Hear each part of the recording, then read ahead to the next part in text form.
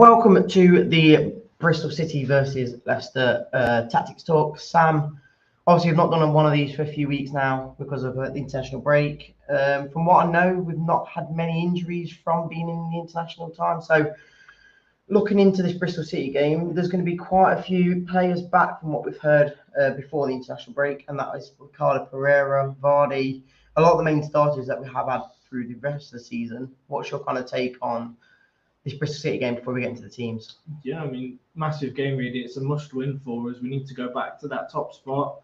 We need to find some form. Obviously, last game before international break was a 2-2 draw to Hull. Bristol, they're doing pretty decent by their standards. You know, it's not going to be an easy one, especially going to their ground, but we've got to win. There's no excuses, there's no reasons. We just have to win. Otherwise, the slippery slope that is happening at the moment needs to have a little bit of good luck come towards us. Yeah, you just reminded me as well that we're not actually top at the moment, are we? We are second, but only on goal difference.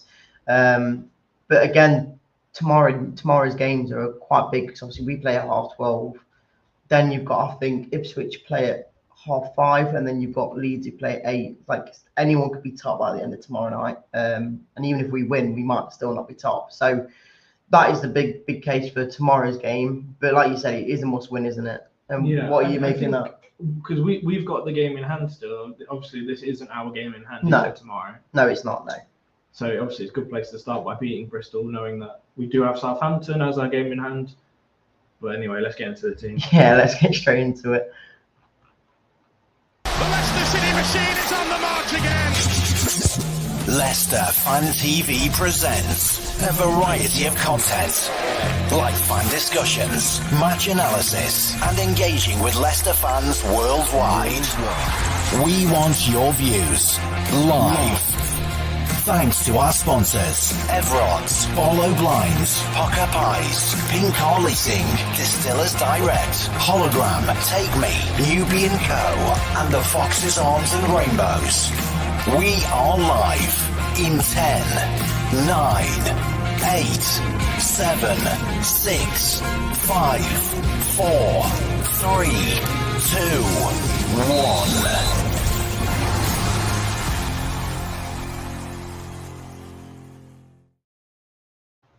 So then, Sam, obviously Bristol City away.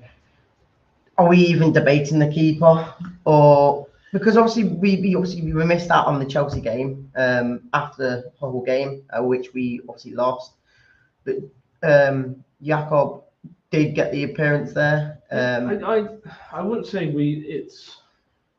think we know who's going to be starting. It's going to be Hermanson, and I think you say he's been a solid keeper, but Stolisic has been all right. I think I've actually pronounced his surname right at that time. Yeah, she did, yeah. He's been pretty good. You know, I thought against Chelsea he was fairly good. If you want me to be honest, the people that let him down was Fies and Vestergaard in front of him. Yeah. I thought overall he was actually, fairly solid. And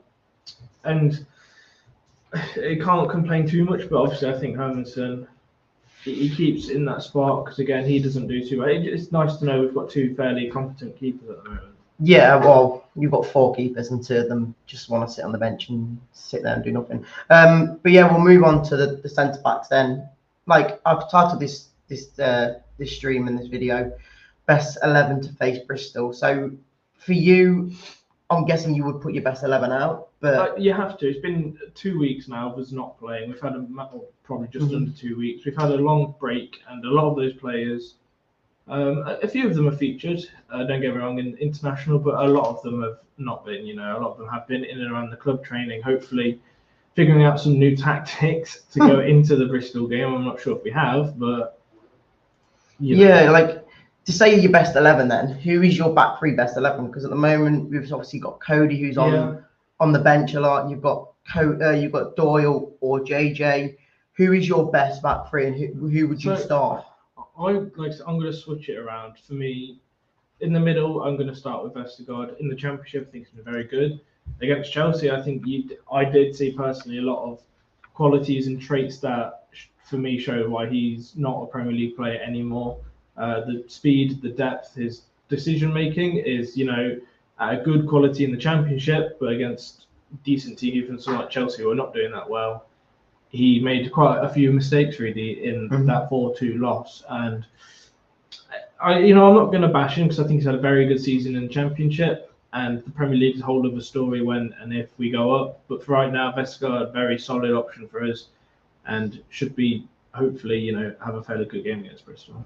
Yeah, I think out of the 5 or 6 defenders who you'd probably put in the back line, you probably have to put him as the number 1 pick. Number 2 pick, either left or right, because obviously I know we'll talk about the left-hand side a bit more, but right-hand side, who are you choosing? Because again, it's either phase who... Like I've said before, in this system, I much prefer someone who is a solid defender, because we don't really play with the wing-backs, and Justin is a left wing-back and has been. That's just how he plays, and I think he's a very decent player as that position, but when he's playing an out-and-out left centre-back, I think he gets caught off guard with the overlap too many times. Yeah. For me, I would start Doyle on the left-hand side. On the left-hand side, just because I think he's a better all-round defender, and if you're going to play the system of we have defenders, and we have a clear line of this is the defence, this is the midfield, and this is the attack, I think you need to put the best player in that position.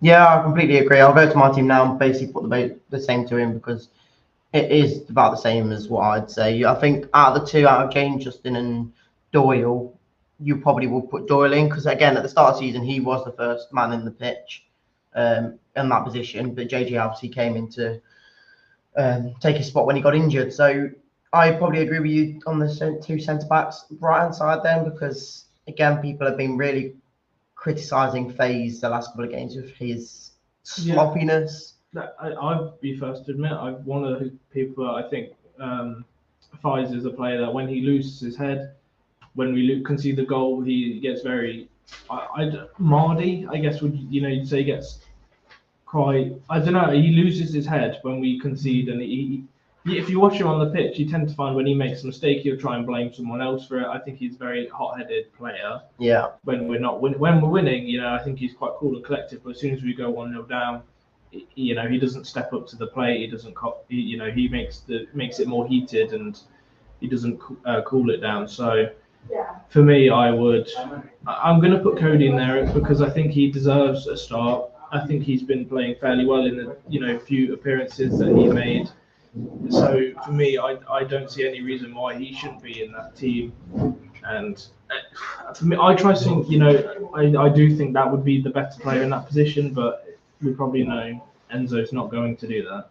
Yeah, obviously we've had a lot of people say that we need more leadership in the team. We need somebody who's, from performances, shown that he has been probably the better centre back. Obviously, I know FaZe has been in a lot more games, but when Cody's in, he's had more clean sheets. He's been a bit more solid in the back line. Do I pick Cody or do I pick FaZe? I think I must admit I am a fan of FaZe, but like you said, at times he is very hot-headed. He does run out of position a lot to try and win the ball back. I think the Chelsea game was a good example of his hot-headedness. He wants to do well. He wants to be that person to get the ball back, but when he misses it, like you said, he didn't track back well enough. He stood up a couple of times against Chelsea. I did leave Doyle. I mean, I think it was Vestergaard and FaZe both stood up and completely lost the ball that got Doyle sent off. Yeah. So both of them, for me, did make blunders of mistakes that did lead to a red card and eventually 2 more goals being conceded in that game. I just don't think they have the best football head. I think, when they've given the space and time like we have this season, because we're the better team and we've been allowed to do passing around the back, they're fine and they know how to manage it. But, when they've got some of the best strikers and some of the best attacking players attacking them, they get found out. And even in the Championship, I think at times when you've got some quick players, like I think Zemeckis for Blackburn when we played them, he was quick. He knew how to control the ball, and O'Hare for Coventry as well. They both managed to run around Vestergaard and FaZe because they were fast and they knew how to keep the ball at their feet, and it wound the defenders up. So for me, I would put Cody in there because I think he's a bit more of a calm and collective, and he's got the experience compared to FaZe. No offense, but he had 1 season in the Premier League and he got us relegated. So I'm not saying that's all down to him, but that's his track record. I think due to performances and I think how the teams work together in the back line, I'm going to go with FaZe. It might be a bit of a bad choice, but I'm going to go FaZe. You have the option. Because they have worked good in the past together. We have 5 subs. I think you're putting us in. Yes, I am. So I am. I'm Reedy for today. And you're Yeah. I think. Oh, I've lost my train of thought. I think Fies is, like I said, he has been an okay player, and we have the options now. People are probably going to slay me for putting Faze in there because people have been calling for Cody for ages. I think it's 50-50. I think people probably say it's hard to define who you do drop, and for me, I just pick Fies because he's made a couple of silly mistakes, and like I said, I think for me, if Cody's in, he'd go in that centre spot, just because he's a slower player. He'll probably suit more central role better, but obviously when Vestergaard's there, you can't. I know what you mean, but Enzo's got to, suit this. We keep saying it. He's got to suit the style to what the players need. If playing Cody and Vestergaard is the better options, but at a slower pace, then put an out right back in and swap the midfielder around. Obviously, not going to do that, but this is just what we think at the end of the day. Yeah, exactly. Right, getting into midfield then, Sam. Who are you picking? I think it's fairly straightforward. I'm putting Chowdhury in. Really? Yeah, because Pereira injury prone. I wouldn't risk him. I think Chowdhury's played some solid games.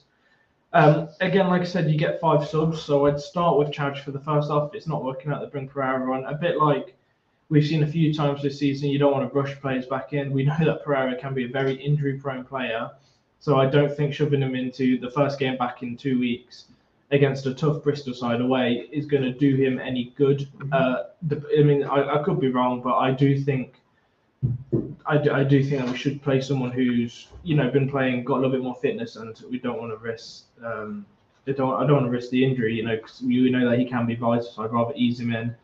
And like I said, we get 5 subs now, so if it's not working by the 45th minute, change it around. We've got plenty of subs and plenty of quality that I think we have enough time, space, and players to move into those roles. Yeah, and I'm guessing your left hand side is the main man. It's got to be Winks, obviously, great player, clearly costing us at the moment with FFP because of his high wage, but that's another story for later on when it happens. But right now, good player, has been fairly decent all season for us. He's just one of those, probably one of the first on the team sheet, and yeah, that's that. Yeah, I'll go to my team now and say that Ricardo's going to be straight in there back for me. He's been told that he's back in fitness this week. Hopefully it's the case. If not, then we know that Chowdhury's probably going to be covering that spot, and then Winks as well. He is just, I'd say, one of the first men on the sheet, isn't he? So getting into the attack then, do we start with the wingers or do we start with the midfielders? Because let's start with the midfielders because I think we're going to go the same. Okay, so your left hand side is Dewsbury. I think he had a very good game against Chelsea. He was, if I had to pick a man of the match out of our side, it would have been Dewsbury. Whether he was playing up for the cameras and the fact that we were playing Chelsea to get a move in the summer happens all the time. Never know, but he's been fairly good. We just need him to give that same energy he did against Chelsea against Bristol, and he's one of these key players that does need to give it a solid 7 or 8 out of 10 every game now to help us get out of the league. Yeah, and I'm guessing you're agreeing with Scott in saying that Ndidi's your other man? Ndidi's back fit. Everyone else in that position this season has been pants. So Ndidi is the only one that's been good, and he's a defensive midfielder. He's not even an out-and-out attacking. So I would put Ndidi back in that role. He's one of the players that's made a few cameo appearances. I think he started against Chelsea. He did, yeah. So he's definitely got to be back to fitness. 2 weeks off to get his, fitness back in. He's got to be, in that team. Atgun.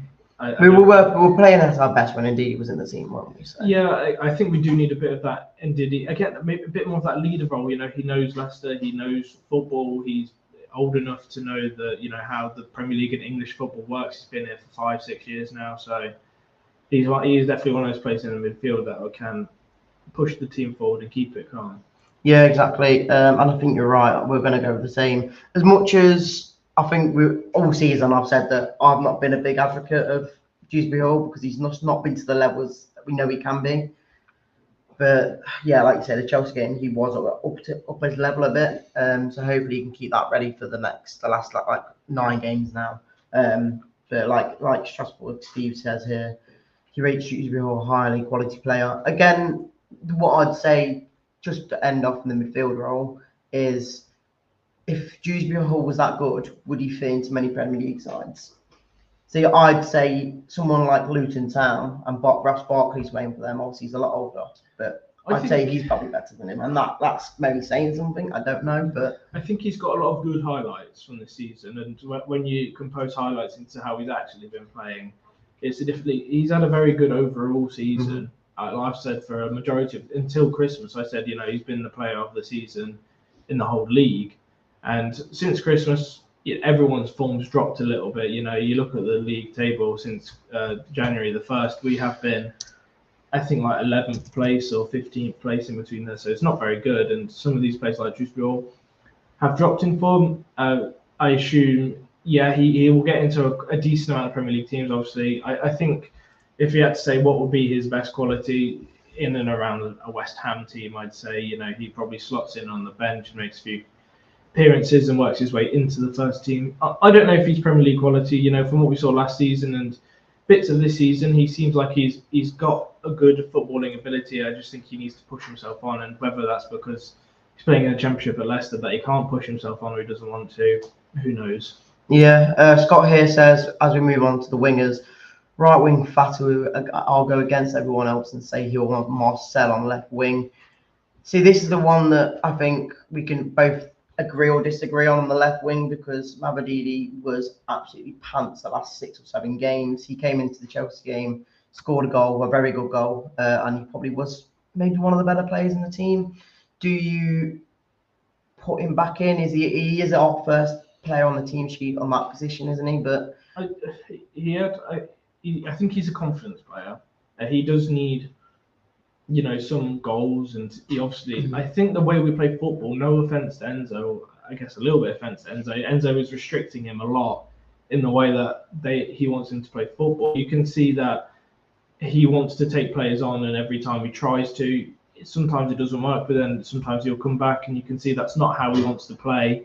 You can tell he wants to run into the edge of the box, do a nice skill and shoot like he did against Chelsea. That's what he wants to do.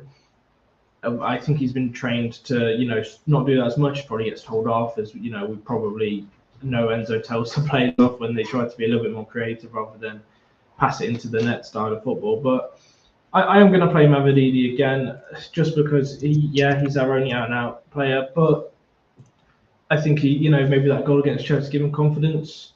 Again, he's on one of the players like Dewsbury where he's been pretty poor the past couple of months. He needs to step it up to help us get promoted, because let's be honest, a player like Mavididi, if he doesn't help us get promoted, I don't know if the Premier League team does snatch him up. So they're not going to, are they? No. I was even saying at the start of the season, which was a very far statement to say, was I think he could be better than Barnes, but from what I've seen, he was good in good spells, but then he just drops off like a sack of shit, really. So it's just a hard one for Mavididi, because I think there's a good player there. He's got all the skills for it. He just doesn't. Whether that's because Enzo's, I almost said Rodgers, and Enzo's been training him to not do what go forward and take the ball into the box more and rather cross it.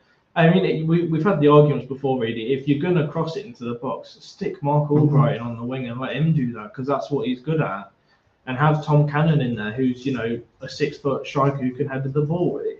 It's not rocket science, is it, really, football? It really isn't at times. Scott here says Mavididi seems to be a confidence player, and in all honesty, he can't beat his man after the first 2 or 3 times, then he won't the whole game. It's true. And every time, like fans always say, don't boo, don't moan it when things go wrong, but the amount of times that Mavididi has space to run on his man or run against his man and he just goes backwards, that's probably down to Enzo's style, but he is a player on his own. He can do stuff that Enzo doesn't tell him to, and majority of the time when he gets through one goal like he did against Chelsea, he scores a good goal, and that's the probably the 1 or 2 only times he did take his man on and he took a chance. Let's just put up Steve Guy's comment. Has Mavididi been adequate Harvey Barnes replacement, or could have you found someone better? I wasn't a big fan of Harvey Barnes myself. The issue is Harvey Barnes was a Premier League player and a good Premier League player for us in the last season, albeit we've had a stinker, and we probably knew that his distribution, his end result on target wasn't as good. I think he was still our top goal scorer last season, really. That just shows you something, because no one else was scoring. It doesn't, but he was a left winger who got 15 plus goals for us. So for me, Harvey Barnes, I think, was a good player for us in his last season. I think, his move to Newcastle was justified. I think, that top 8 kind of club. It's fair, but then I would ask Steve as well, if you had to pick between Harvey Barnes and Anthony Gordon, who you bought as well, I think last summer, who do you think was the better player or the better signing? Because from what I've seen, Anthony Gordon's been like easily the better player from stats wise. The difference is he's had longer, and Barnes has been injured for a lot of this season. No, I get that, yeah. But I don't think, again, it's apples and oranges because we're in a different league. It's hard to judge how good Mavididi is to Barnes, who scored 15 goals in the Premier. I mean, if you want to weigh it up, we're this far into the season. Mavididi scored, I think, maybe 9 goals in the Championship. Scored 10, I think. And then Barnes has scored 15 in the Premier League. So for me, we're here. It's like that. No, I get you. Championship, Premier League, 15 goals, 10 goals. I was probably wrong in saying that I think he'd be as good, but all I'd say from what we've seen of Mavididi and what he can do, he has got the quality to do it. He just doesn't use it enough. Again, he's got all the skills. Yeah, he does a lot more than we've seen it with a lot of players. Someone like Damari Gray, where he thrives on playing well, and when he doesn't play well, he doesn't care. Yeah. And you sometimes see that in Mavididi, not overly much, but I do think when he can't take on his man, like someone said earlier, he does kind of give up a little bit and doesn't. But again, if he's been told that's the way to play, he's going to say, well, if I can't do it, I can't do it. If you won't let me be free in how I want to play, then I'm going to struggle. Yeah, we'll move into the right wing then. I think there's only one option, isn't there? Probably one of the starring lights of this season from what we've seen in Fatu. Yeah, again, he's another one which he has dropped off in form in the past month. He's had his moments of okayness, but I think he, again, for whatever reason, and I am putting this on Enzo, he seems to just swing the ball into the box a lot at the moment. And I don't understand, because you could say that that's Enzo's tactics, but we've seen him earlier in the season drag the ball into the box and do a nice pass across the floor. But I will say here is, you remember watching that when he had Ndidi in front of him as well to make them more runs into the box. Yeah, I mean, having Ndidi there might make it easier. It might make him play better now, because he had that, like Strasbourg saying there about Mavididi having chemistry with somebody at his old club. I think that's where Fatu excels as well, because he's got Ndidi there now to play with, and obviously they have good chemistry. So maybe he turns up now the last 7 or 8 or 9 games when Ndidi's in that lineup. So I'm guessing you would put. Again, he's one of those players where we have a few options, but he just needs a bit more confidence, I guess, as well. He needs probably a little bit more directional football to be played for himself. But we're pretty much agreeing really that this team is probably the best starting 11 we're ever going to have, and we're coming to the end stage of the season with no injuries. That we know you've got the best players out there. You've got to do what you need to do now. I agree. Both players for me are going in there as well. And then the striker. I think it's a fairly easy one, to be honest with you. I think throughout this season we've been and ahhing saying who's our best player. I think when he's fit, it's Vardy. It started with Iheanacho. It started with Vardy. Then he went to Daka. Then he went to Canamar. Vardy was injured. But the last couple of months, they've all had who's their been. Couple games. Vardy's been consistent all season. He's been injured a lot, but when he plays, he's been consistent. Daka's inconsistent. Iheanacho, again, very inconsistent. And Tom Cannon not getting the game time, plus when he did play, inconsistent. He had 2 games where he scored a couple goals, and he probably had a few games after that and nothing. Again, if that's whatever the reason is, Vardy knows where the net is, and even at 37, pushing 38, he knows how to find the net.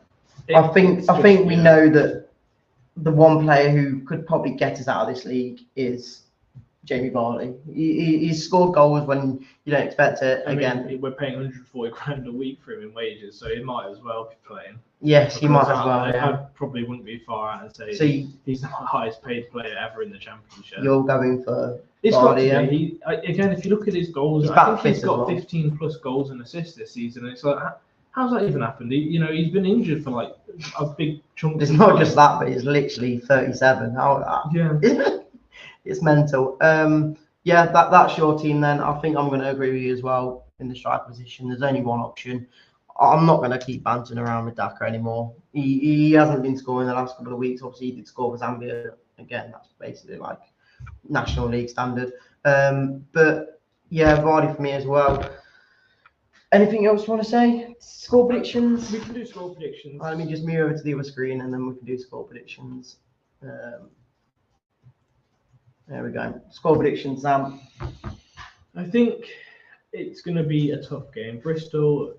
Well, you say tough game. We've got Norwich on the Monday as well. Yeah, Norwich. Which is even harder. So both tough games. Bristol, what, 8th, 9th in the league, I think. Norwich 6th. Yeah, that's for another day. I know that's only like 2 days after, but that's for another day. Right now, I need to just beat Bristol. I'm going to say 2-1. I don't think we're going to score loads, and we're definitely going to concede because we usually do. The first goal for me is vital. Whenever we concede first, we seem to lose our heads a little bit more than we do the other way around. First, yeah. So ideally, I'd like it to be 2-0 when we concede in the last 10 minutes to make it 2-1. But we need to go out there strong. We need to not hunker down. We do need to hunker down. We need to not just allow, like we've seen in many games, really, we're 1-0 up, even 2-0 up, and we just stop. Yeah. We just start defending for no reason. It's like Sunderland away. You got the first goal. You were literally having chance after chance after chance. You score the goal and you just stop for the rest of 80 minutes. It's just if you score that second, you know it's all you need. Game over. We can go out and full force, score 2-3 goals in the first half, and be 2-3-0 up against Bristol, and right now we can defend. But we've seen it way too many times where we're going into the second half 1-0 up, and it's like on comes Justin for Mavididi. It's like, hang on a minute, why are we defending for 45 minutes? It's only 1-0. Yeah, I get you. Peter Taylor here says 2-0. Scott also says 3-2 Leicester. You said 2-1, haven't you? Why are they playing loads of championship games Friday, Monday? It's because of the Easter bank holiday. Yeah, it's like Christmas. When you have Christmas, you play on the Boxing Day and the New Year's Day. It comes quite quickly. But I'm gonna go for a 3-1. I think they're gonna concede. I think. Who's gonna be the first goal scorer then for you? I want to say Dewsbury just to give him a bit of confidence, but I think it'll be Vardy. I think Vardy will score. Vardy's very good option. I think Ndili's going to score the first goal. We're going to do a corner inside the first 10 minutes. He's going to header it in. There you go. Header? We've barely scored a header all season, mate. Well, there you go. Go down to the bookies with that one. Don't come and play me if it doesn't come in. Yeah, and then the last comment of the day is Strasbourg Steve with 2-1 Leicester win. Oh, okay, bank holiday. Yeah, no worries. Right, appreciate you coming on, and we'll catch you all on the next show. See you in a bit, guys. Thanks for watching Leicester Fan TV. Thanks to our sponsors, Everards, Barlow Blinds, Pukka Pies, Car Leasing, Distillers Direct, Hollogram, Take Me, Newby Co, The Fox's Arms and Rainbows. Run by the fans, for the fans. Follow us on socials at Leicester Fan TV and visit leicesterfantv.com for all the latest news, views and videos.